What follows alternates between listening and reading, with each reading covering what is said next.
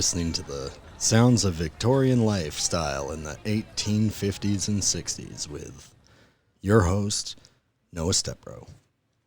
I'm messing around with my, I got a little mixer board so I can mix my audio in a little bit better here.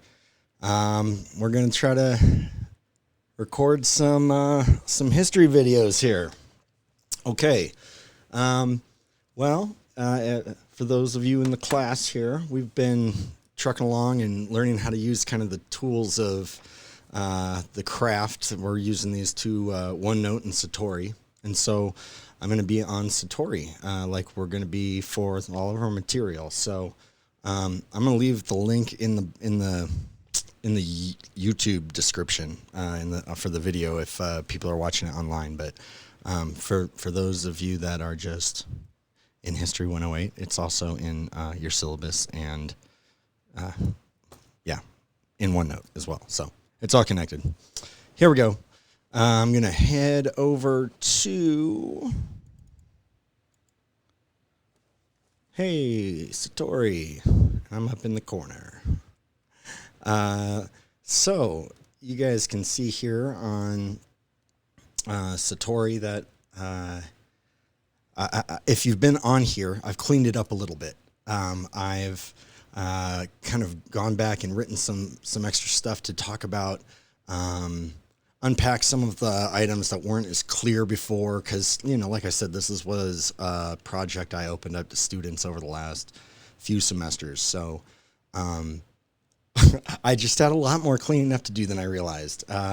Especially the last semester when everybody was on quarantine, I think everybody was really bored. So no joke. And one of my classes was an honors class. Students went nuts. They posted so much stuff in there, which is great. I'm so happy that they were interacting so much with it. There's a lot of fun stuff in there, but it took me a while to get through and kind of clean up so I could refocus on my, get you guys focused on the main points of these boards that I'm presenting you with a ton of information, right? So just all kinds of stuff from pop culture to politics to religion and economics. It's like, well, this is a lot of stuff. And kind of like in life, I feel that we can really easily be overwhelmed by just how many things that are going on in life, right? Not just history. Like when we're looking at history, we're looking at somebody else's life at some other time that's equally as complicated with tons of stuff going on.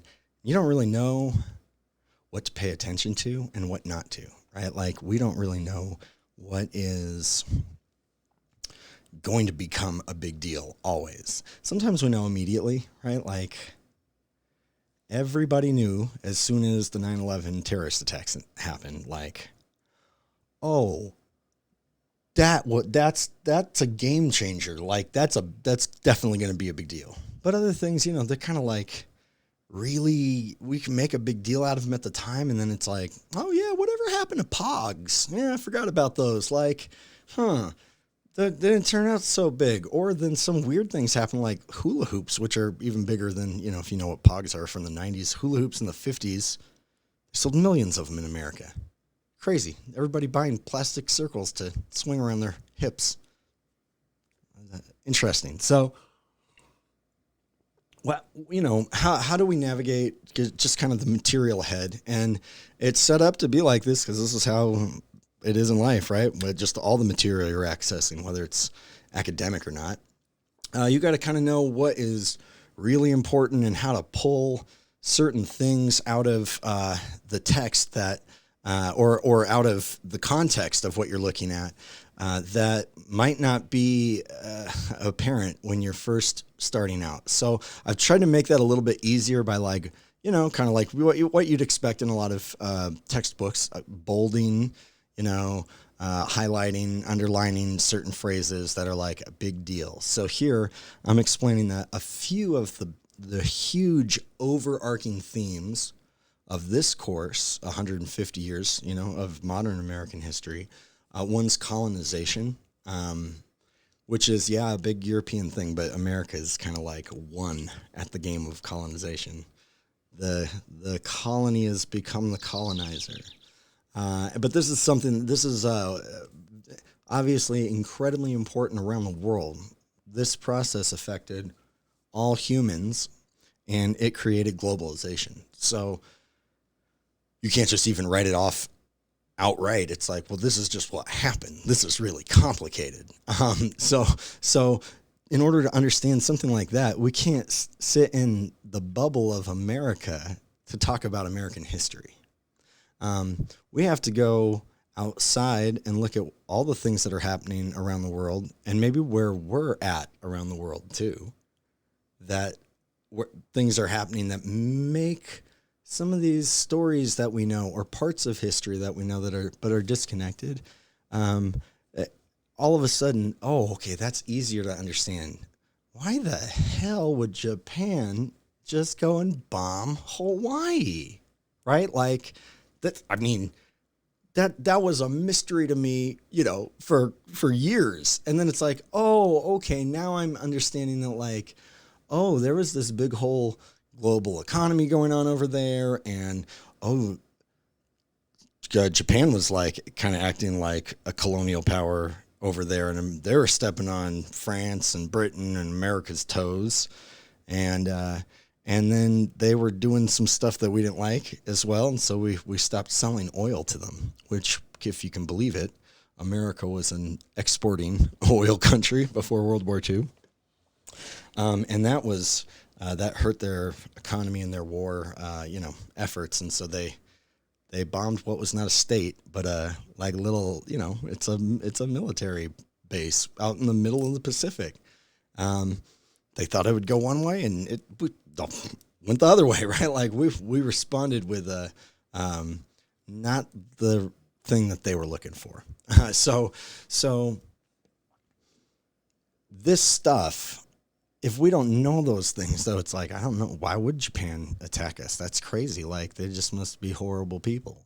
No, there's like just cause and effect reasons for this. And so you can see right down here, I'm kind of highlighting that, cause and effect, because that is really like what history is. And in the same way that learning how to do math, right? Like learning how to work out logic and follow steps and equations, reading and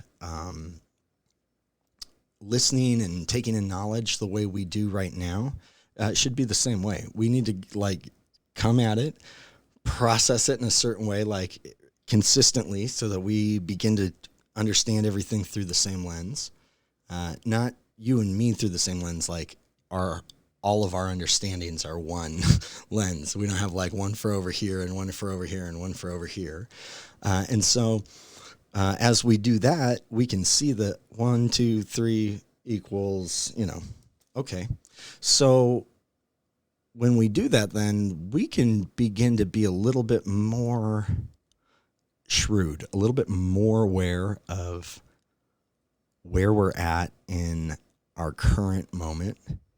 And we can see things about ourselves and our past, and like our past, right? Like humanity, right? So this is another kind of talking about DNA, talking about there's not like American history as if we're just one person or one type of person. It's like, well, America is the global project.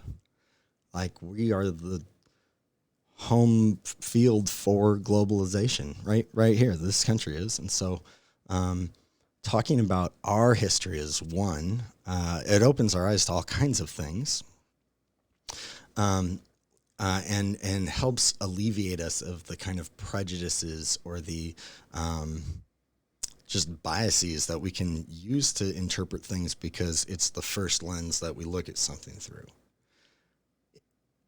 When we kind of look broadly, when we travel with our eyes around the world, which we can do, digitally now, we are enlightened to our own past, and we can see things that we never could before. You can read the rest of this for yourself. It's just kind of a little bit of a lead up about that. There's a few other themes that we'll be looking at. One is communism, and it's ironic because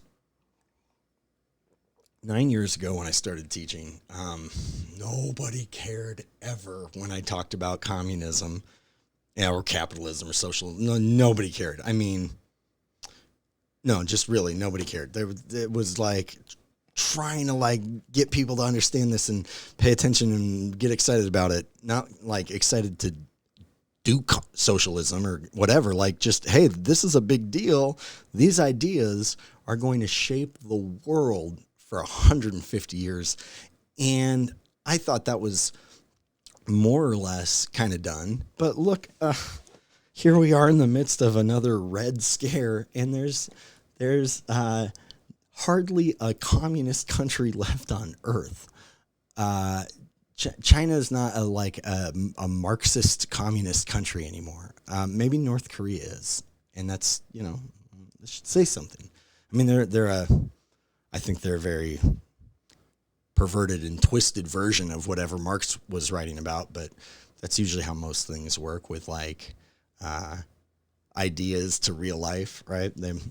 We don't usually get to produce them in our finest production, right? We don't usually get to put all the right pieces together at the right time.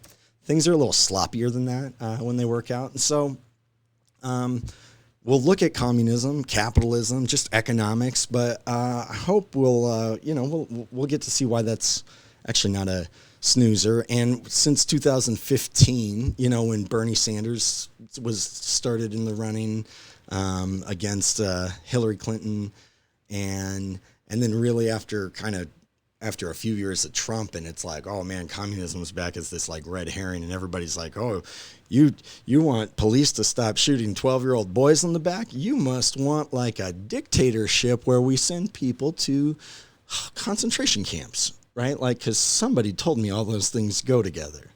Well, we're going to leave all of the somebody told me these things go together right here, because everything goes together.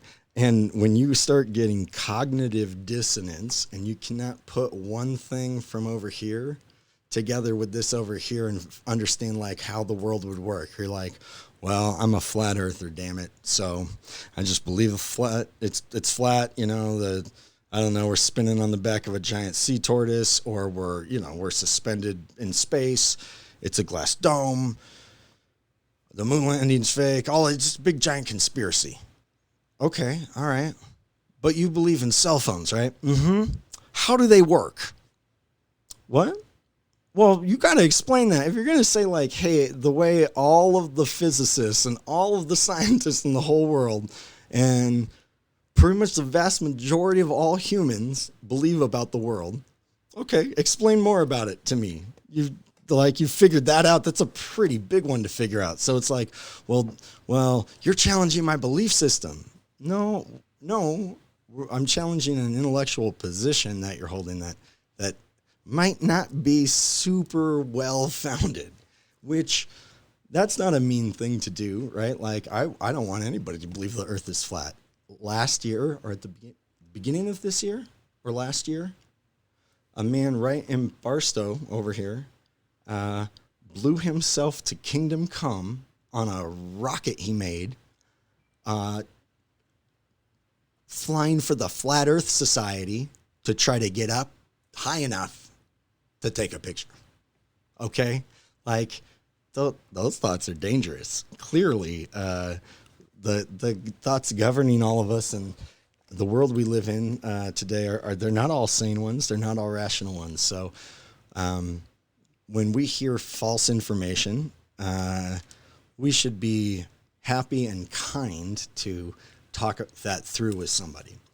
When we are going, oh, and understanding that something we believed is false, we should take a minute, stop, pause, and realize that, like, that is okay. That's why you're at school. That's why we study history. That's why people read, because we don't have everything figured out ever. And this is very clear when we study history, especially in the era of global, learning, global networked, one-brained kind of global consciousness learning, which is why we're using, open source material and things that can be, checked by the public, because I trust the public more than, somebody that has a financial benefit to get from sponsoring something. So yeah, Wikipedia is okay for us. Here, I'm going to move my screen in a little bit.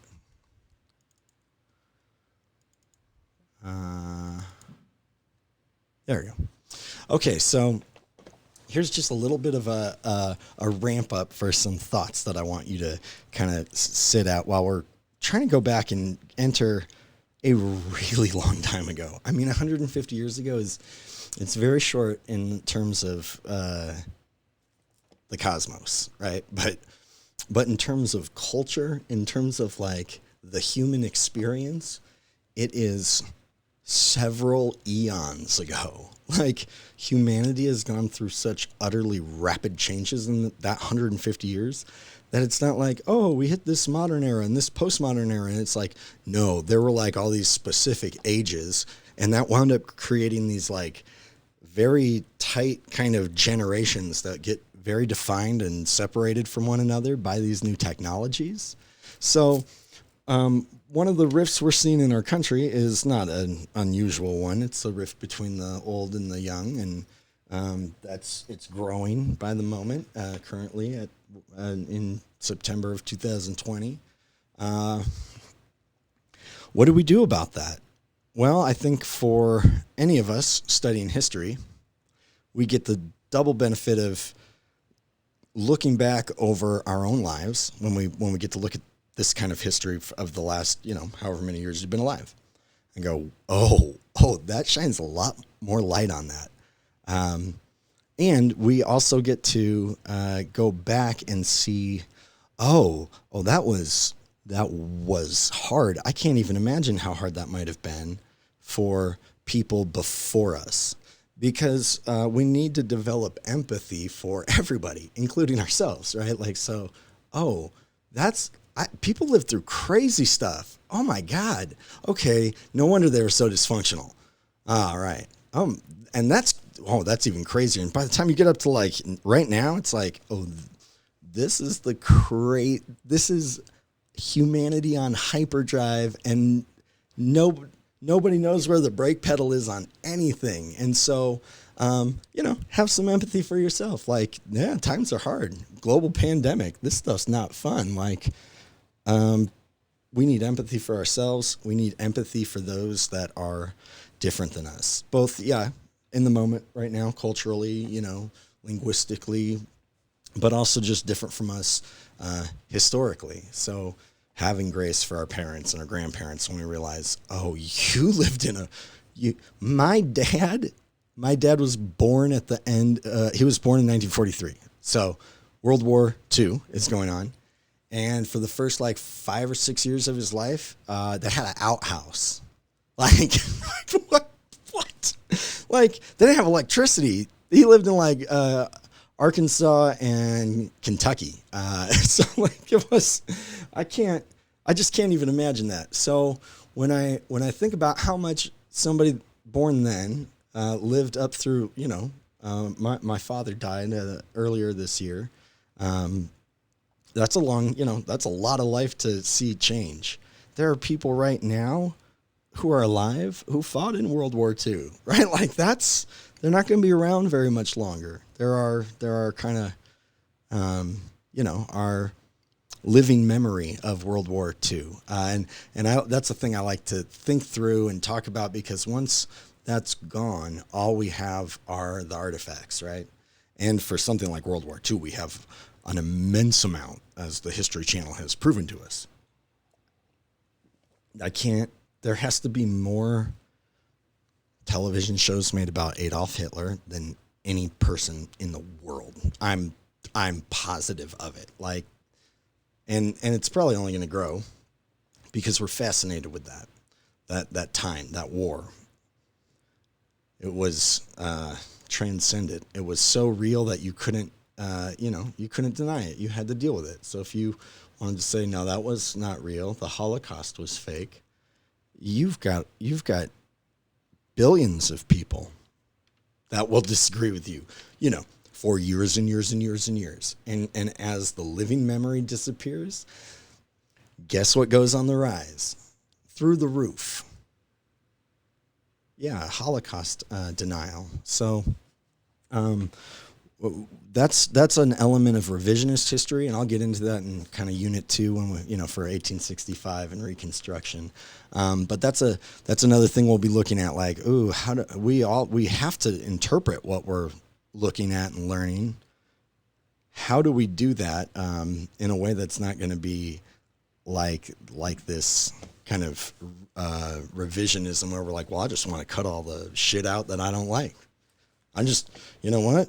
That's what the Christian schools do. They're like, oh, we're going to get rid of Thomas Jefferson. Well, he had a black slave wife, and he also was like liberal. Like, he wasn't like a liberal conservative like John Adams, right? He was too liberal. Well, just kind of cut him out. That's, the Texas School Board of Education doing that for public schools. They're just, I don't want to talk about the Holocaust. And you go, well, you might not be able to get away with that, right? Like, there are international institutions to check on this, right? The Shoah Foundation. They're like, we're right next to the Museum of Tolerance, the Holocaust Museum in Hollywood. But you can minimize the Holocaust, right? You can glaze over it. I don't, this happened. This was, they were sick bastards, all the Nazis, and look, they all did this, and it was like, what? That's fuck. I can't take that in. And so, just okay, on to the next thing. Like, Elvis is coming up. Let's talk about the 50s. That's a way easier to talk about. So those themes and more, but they have to be informed by context. So here, I'll give you guys just the overview tour of this little funny intro I made. Here's the last sighting of a dodo bird was just before the 1700s hit. And then I laid out just some of these big things that happened, right? And tried to pick ones that would kind of pepper and salt throughout of, technological advances and big, world moments, the French Revolution. So Napoleon, the steam locomotive, Antarctica. So you can just look through these. Like, I'm not going to test you on any of this. I might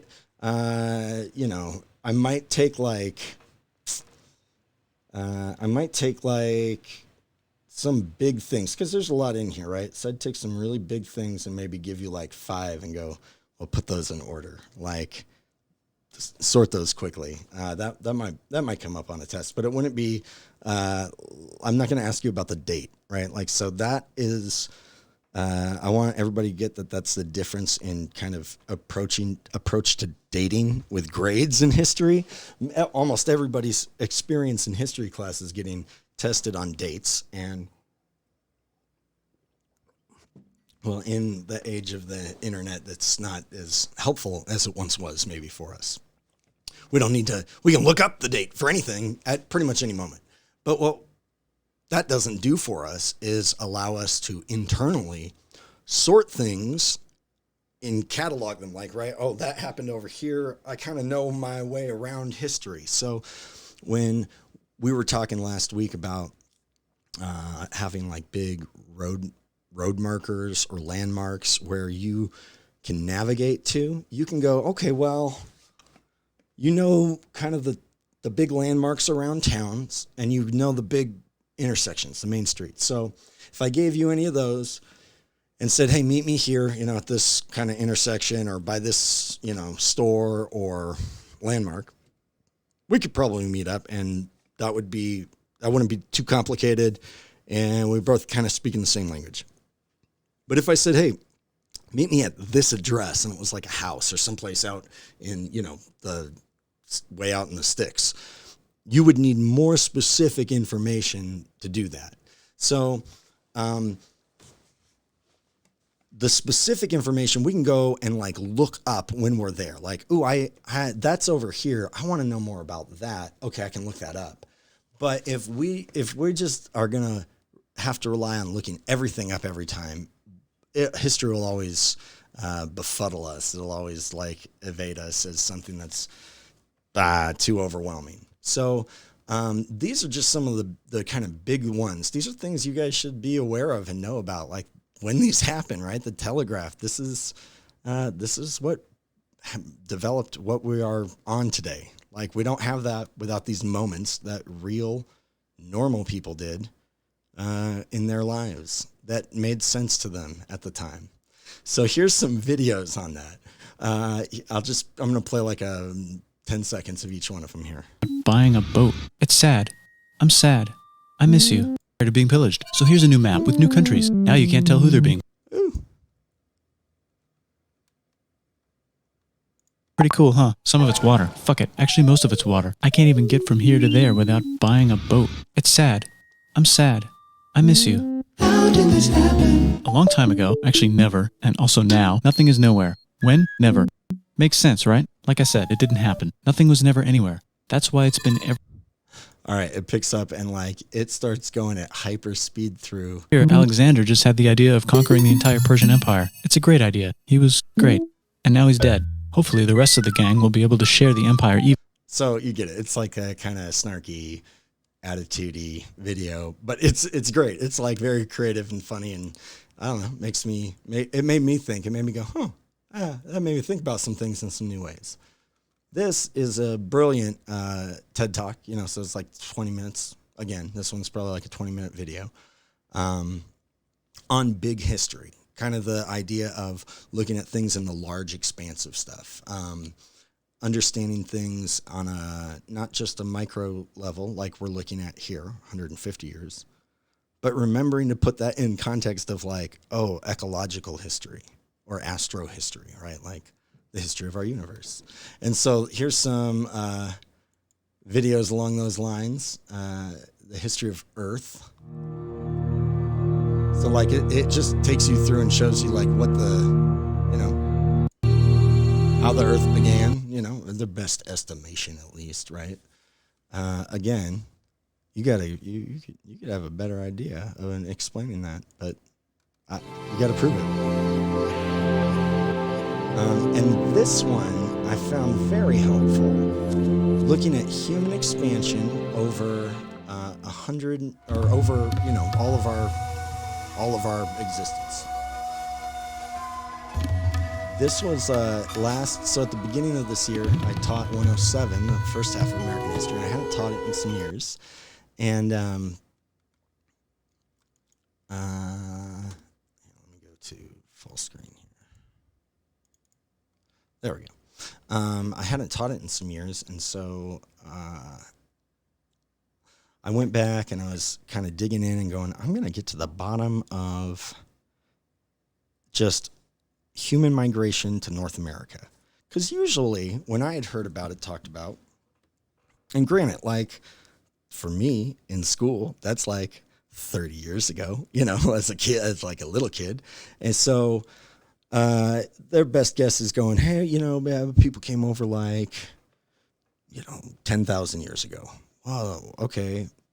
Really? No, it was like 50,000 years ago. It's like people back and forth, right? Because everybody's got these different theories, and they'll find bone fragments, and then they'll interpret it, and then they'll find another one and go, oh, no, that was the wrong one. That doesn't go here. That's with this. And so it's like kind of, it's a ever-moving game, the same way our understanding of dinosaurs is, right? Like, we're like, oh, that's not even a dinosaur anymore. They figured that was totally wrong. Here's the new dinosaurs from that. Like, oh, okay. Because they're always finding stuff. And for humans, we are finding human fossils all over the place, right? Largely where you're seeing the dots now are the oldest ones in the world. Actually, quite a few more in Southeast Asia down there. And on there's a Wikipedia page for these fossil records that you can look at with details of like, oh, this is the date or range of dates that these fossils were found at this site, and they've dated them to this period. And you can just kind of like, you can sort those through looking at, you know, by geographic location, by age, by, you know, date found, even see where people are lining stuff up. So, mainly what I was wanting you guys to get out of this, this page here is that, get perspective on things. This is that video we talked about last week in class. You can watch that again if you want. And then this is a little 500 years of European colonialism in 3.5 minutes. So you can watch that one too. It gives you just a great overview of the world up to, especially this point, right? The world up to 1865, right? The end of the Civil War. So, go through this, look at these things, and just, you know, do it in a way that's like open-minded and just trying to take in the experience of taking in a lot of information like that and just going, all right, I'm just going to kind of take it in and then just reflect on it. And so, like, you know, you might want to, while you're watching them, jot down some thoughts or ideas, because those are the things that could lead to like really great projects or, easy things that you want to look up and maybe add to notes even. So, okay. That is that. So for what this would have been week 1, and we're now starting week 3, just go through this and look at what happened in just such a short period of time. And then look at what happened in such a immense long period of time. Yeah. Okay. Noah out.